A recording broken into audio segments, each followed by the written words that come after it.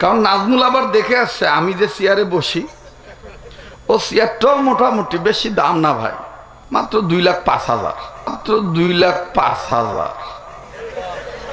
গরিব মানুষ তো। যাই হোক, শোনেন, বাহাদুরি করতেছি না, চেয়ারটা খুব বড় লোকের চেয়ার হয়েছে ভাই, মানে ওয়াজ করে সুবিধা নাই না, মানে না না না শোনা ভাই, বড় লোকের চেয়ার। ও ডেকোরেটর, বাবা বাবা, ছেলেরা স্পেশাল করে বানাইছে। আরে ভাই, এক সময় এই জামতলি আছে না, একটা স্ট্যান্ড আছে না, সিংড়া জামতলি, এই স্ট্যান্ডে দাঁড়ায় থাকতাম, ব্রিফকেস নিয়ে দাঁড়ায় থাকতাম, ভাড়া নাই, ঢাকা যাওয়ার পয়সা নাই। আল্লাহ তাআলা সেদিনও বজলুর রশিদ ভাই এক ওয়াজে বলছে যে এই চ্যাংড়াক যে আল্লাহ কিভাবে কবুল করছে এটা আল্লাহই জানে, আমরা কল্পনাও করতে পারি নাই। আমার বন্ধুগণ, আপনিও কবুল হবেন, খালি একটা নিয়ত করবেন, আমি যতদিন বেঁচে থাকব পারলে মানুষের উপকার করব, না পারলে আমার দ্বারা যেন কারো ক্ষতি না হয়।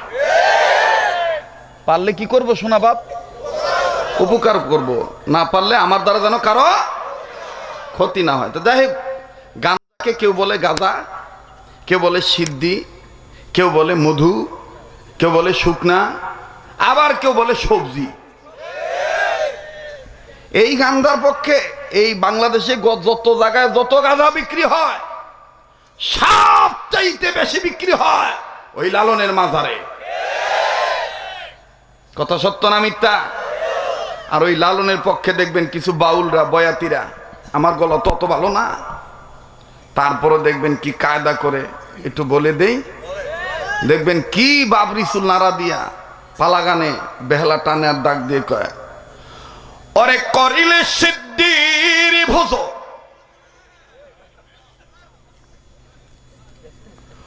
ওরে করিলে সিদ্ধির ভোজ, ঘুচে যাবে মানব তোর শান্তির কারণ,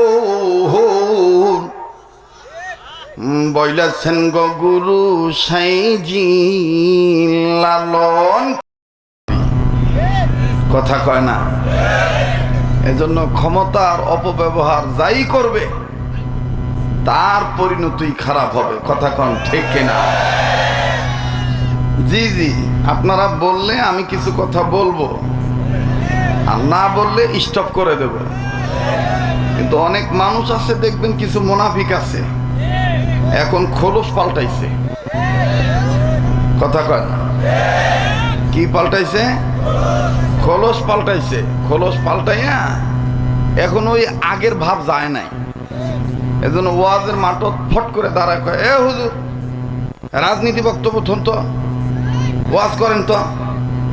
মানে ওদের ধারণা রাজনীতি শুধু আমরা করব, হুজুররা কিসের রাজনীতি করবে। যারা এই কথাটা বলে, ইসলামের রাজনীতি নাই, কোরআনের রাজনীতি নাই, আমাদের পরিষ্কার ঘোষণা ঈমান অনুযায়ী, আমল অনুযায়ী, আলেম ওলামার ফতোয়া অনুযায়ী বলছি, তাদের ঈমান নাই। তাদের কি নাই? যারা বলেন কি নাই? ঈমান নাই। রাগ করতেছেন নাকি? বেজার হইতেছেন? বুঝতে ভুল করলে ঠকে যাবেন, বোঝা লাগবে বাবা, বোঝা লাগবে। ওই যে হেড মিস্ত্রি ছাদ ঢালাই হওয়ার পরে 10 ইঞ্চি 3 পোয়া আদলা খোয়া বেঁচে গেছে, লেবার এক ডাক দিয়ে বলতেছে, কেবা অন্য স্যাংরা নিলে ছাদের থেকে রাস্তার এগুলো ফেললে আলাদা মজুরি দেওয়া লাগবে, তো বাবা তুই ফেলিস, 2 টাকা নিলে তুই নিস, তবে শোন বা, মানুষ দেখে ফেলিস, মানুষ দেখেই ফালাইস। এই স্যাংরা করছে কি, ওই যে মানুষ দেখেই ফালাইস, বুঝতে ভুল করছে, এটা নিয়ে চুপ করে বসে থাকে, ফালায় না ভাই। যেই মানুষ যায় দুঃখ করেই ফালায়। ওই যে হেড মিস্ত্রি বলছে মানুষ দেখে ফেলাস, বোঝেন না? দুই একজনের মাথা যখন ফাটছে, কারো চামড়া ফাটছে, কেউ ব্যথা পাইছে, ঠিক তখনই এলাকার মধ্যে তুলকালাম শুরু হয়েছে। কে কি বাড়ি বানাইছে না মানুষ মারার কারখানা বানাচ্ছে? ধর, বাড়িওয়ালা ধরছে, বাড়িওয়ালাকার দোষ আমার না, দোষ হেড মিস্ত্রি। হেড মিস্ত্রি ধরছে, হেড মিস্ত্রির দোষ আমার না, দোষ লেবারের। এবার লেবারে যখন পানিশমেন্ট দিবে, বিচার করবে, লেবারকে থামেন, শক্তের ভক্ত নরমের জম। আমি দিন আনি দিন খাই, নুন আনতে পান্তা পুরা, আমার ছাল আছে চামড়া নাই, জ্বালা আছে যন্ত্রণা নাই। হ্যাঁ, উপুত করলে পেট, শীত করলে পিঠ, খালি আমার উপরই গরম ঝরবেন? চলেন তো মিস্ত্রির কাছে, আমার ক্লিয়ার চলেন তো। মিস্ত্রি আমাকে যা করছে আমি তো তাই করছি। এখন মিস্ত্রির কাছে নিয়ে গেছে, দেখ মিস্ত্রি তুমি বলো নি মানুষ দেখে ইট ফেলাইতে, বলো তুমি বলছো কিনা? হেড মিস্ত্রি কয়, বাবা তুই তো উল্টা বুঝছিস। কয় কিসের উল্টা? তুমি যা বলছো আমি তো তাই করছি, মানুষ দেখে ইট ফেলাইস। মিস্ত্রি বলতেছে, এটার অর্থ এটা নয়, এটার অর্থ তুমি বুঝতে ভুল করেছ। তোমার ইট ফেলানোর দ্বারা যেন কেউ আঘাতপ্রাপ্ত না হয়, কোনো মানুষ যেন কষ্ট না পায়, এজন্য বলছি মানুষ দেখে ইট ফেলাইস। আফসোস, আমার সমাজে আজকে এক শ্রেণীর মানুষ কোরআনকে তাবিদের কিতাব মানে। বাচ্চা হবার গেছে, বাচ্চা আটকা গেছে, এখন হুজুরের কাছে দৌড়ে দেখো, হুজুর পানি পরে দেন, হুজুর আমার ছেলের বউ ডেলিভারি যন্ত্রণা ছটফট করতেছে, বা বিছনাত মতে আমার নাতি এই বিছনাত মোতা থেকে বিরত কেমনে থাকা যায়, পানি পরে দেন হুজুর। এ খালি তাবিদ আকারে কোরআন মানে, কিন্তু এই কোরআনটা যে সংসদে নিয়ে যেতে হবে, এই কোরআন দিয়ে যে আমল করতে হবে, এই কোরআন দিয়ে যে সংসার চালাতে হবে, এই কোরআন যে নিজের বডির মধ্যে ফিট করতে হবে, এটা অনেকেই জেনেও মানার চিন্তা করে না। কথা বলেন ঠিক কিনা? এই যে আমাদের তারেক ভাই, তিনি বলেছেন, কি বলেছেন, যে কবরস্থানে যাবে কি পুণ্যের কাজ, ভালো কাজ, এই এসি এই বাড়ি গাড়ি কিচ্ছু যাবে না।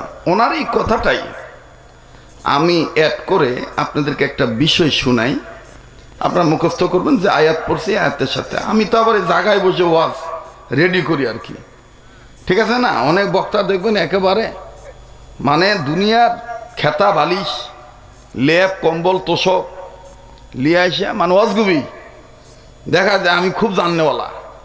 ওই আমার এক দাদা কইছিল, স্যাংরা দোকানের মাল যদি ভালো থাকে আর কাস্টমারের যদি বেশি চাহিদা থাকে, গ্রাহক যদি বেশি থাকে, তো ওই শাটারে অত রং করা লাগে না। কথা কয় না? জোরে কথা বলেন। আমার বন্ধুগণ, আমার ভাইরা, সংক্ষেপ কথা, বুঝবানদের জন্য কথা, মাটির উপরে যত ভালো কাজ করব, মাটির নিচে তত ভালো থাকব। এই জীবনের স্থানে, জীবিত অবস্থানে যত ভালো কাজ করব, ভালো কাজ করব যত ভালো জীবিত অবস্থানে, মরার পরে তত ভালো থাকবো গোরস্থানে। বিষয়টা কি বুঝাইতে পারলাম? যারা বলেন বুঝাইতে পারলাম?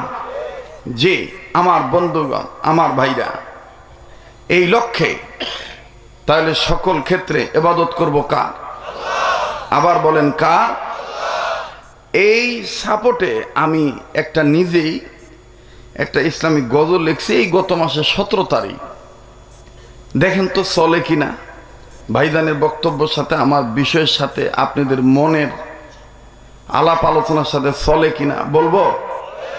বলেন বলবো? ভালো কাজে জান্নাত মিলবে, মন্দ কাজে জাহান্নাম।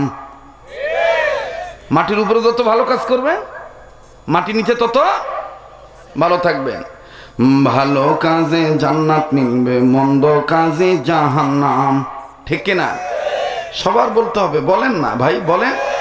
ভালো কাজে জান্নাত মিলবে, মন্দ কাজে না। এতগুলো মানুষ বলতেছেন না, একটু জবানটা খুলে বলেন না, এটা কোরআনের আয়াতের অর্থ তো, বললে সওয়াব হবে।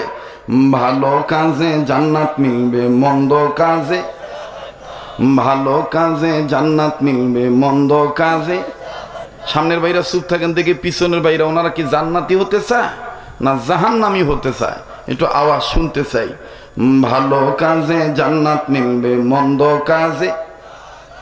মোটামুটি আছে ভাই, মোটামুটি আছে, মানে এটা কয় না প্যারা, কথা কয় না। এবার পিছনে বাইরা চুপ থাকেন, সামনের বাইরা। ভালো কাজে জান্নাত মিলবে, মন্দ কাজে। এবার সামনের বাইরা পিছনের বাইরা সবাই মিলে দিলে বলবেন, ডাইন বাম লক্ষ্য করবেন কে বলে না। যে বলবে না মনে করবেন ভিতরে হিসাব ভালো না। কষ্ট না হলে দুই হাত উপরের দিকে তোলেন তো দাদাবা, সোনার চান বাপদান, একটু হাত টান টান করে ধরেন তো, মাশাআল্লাহ। একটু মুট করে ধরেন, ছাড়েন, ধরেন, ছাড়েন, ধরেন, ছাড়েন, ধরেন, ছাড়েন। আর বেহেশতের বাগান সাজানো নিউজ করে আঙ্গুলগুলো ফুলের মতন ছড়ান। এবার অ্যাটেনশন ঠিক করার জন্য ডাইন বাম একটু নাড়াচাড়া দেন, জোরে নাড়েন। এই দেখবেন শয়তান পালাবে। আর বিপ্লবী কণ্ঠে বলেন তো আল্লাহু আকবার, লিল্লাহে তাকবীর, লিল্লাহে তাকবীর। ভালো কাজে জান্নাত মিলবে, মন্দ কাজে জাহান্নাম। ভালো কাজে জান্নাত মিলবে, মন্দ কাজে। এক শ্রেণীর মানুষ আছে গুনার কাজে সময় পায়, করে না গো নেকির কাম। ভালো কাজে জান্নাত মিলবে, মন্দ কাজে। ওরে ভালো কাজে জান্নাত মিলবে, মন্দ কাজে। মানুষ রূপে জন্ম নিয়া জানোয়ার ভাব দেখান, নামাজ রোজা ছেড়ে দিয়া চালু রাখছেন বাউল গান। কথা কয় না, খালি দেখবেন কে কথা কয় না। কে ভাই আমার গলা কি পচে গেছে, বুড়া হয়ে গেছি? কি কয়? কয় আগের চাইতে আরো জোয়ান হয়েছে। এটা আমার কপালের দোষ। ভাইজান কি কিছু সময় দিবেন? না ভাইজান যত ব্যস্ত মানুষ, ভাই যেভাবে বললো। আমার ভাইরা, আমার বন্ধুগণ, আমার কথা যদি সত্য হয় জোরে বলবেন ঠিক। ভয় করার টাইম আর কাউকে দেখে নাই। ইসলামের পক্ষে কথা বলে যদি মরতে হয় মরব, বাতিলের কাছে মাথা নত করে ইসলামী আন্দোলন করা থেকে পিছপা হব না।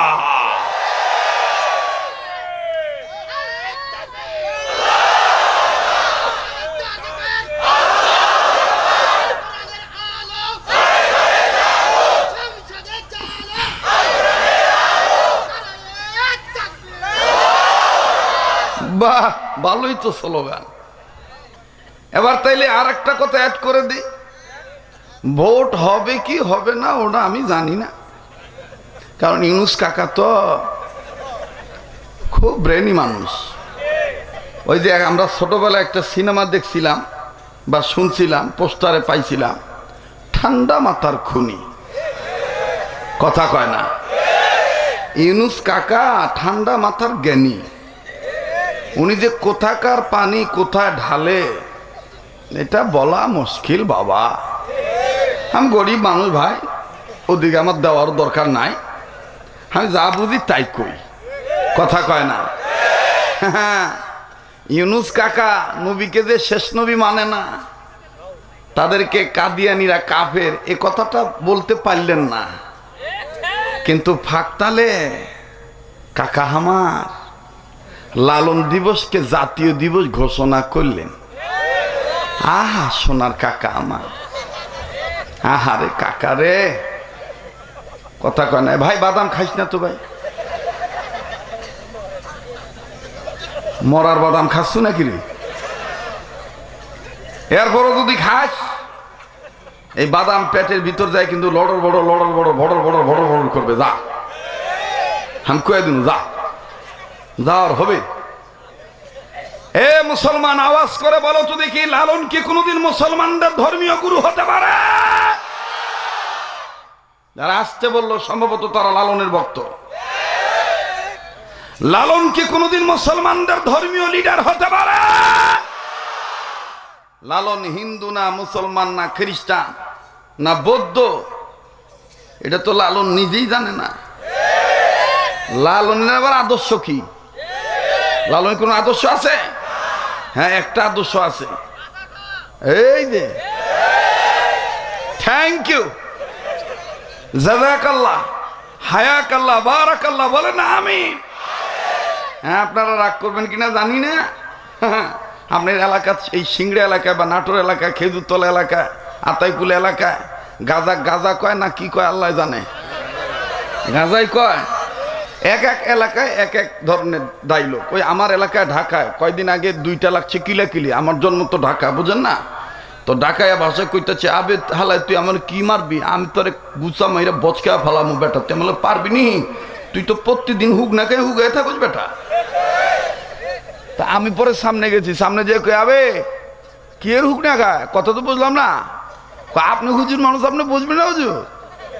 এই হালায় প্রতিদিন সন্ধ্যা রাত শুকনা খায় হুক এর উঠায়, আবার বে আমার গুলো বক্সিং মারবো এক কেজি মু। তা আমি কই হুকনাটা কেমনে খায়, এটা কাক কি কবে জানেন না, জানেন না? আমি কই না। কই এই হুকনা ওই যে গাঞ্জা আছে না, গাঞ্জা, এই গাঞ্জার নাম বি হুকনা। আবার একটু ভিতরে গেলে, গভীরে গেলে, ডিপে গেলে অনেকে কয় সিদ্ধি। কি কয়? যেরকম কি কয়? সিদ্ধি কয়। বাপরে, রাগ করতেছে।